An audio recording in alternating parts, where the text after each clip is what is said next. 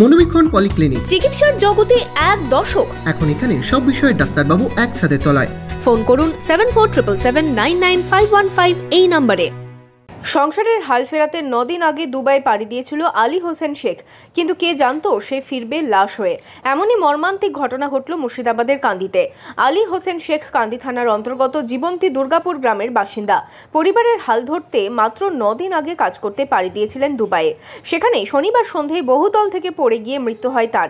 পরিবার সূত্রে জানা যায়, স্ত্রী এবং বাবা মা সহ 4 শিশু কন্যা রয়েছে তার।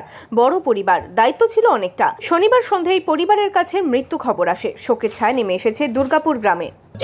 মেয়ে আমার দেখার মতো আমার তো কেউ নাই। আমার যে দেখা সে তো চলে গেল।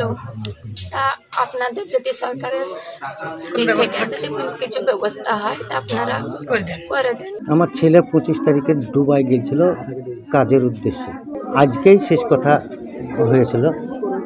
9 দিনের মাথায় আজকে এই পাসপোর্ট এখন মরার পর দিল না মরার আগে দিল। এসে যাওয়ার সাথে যে একটা ছেলে ছিল এসে দেখছে ছেলে নাই।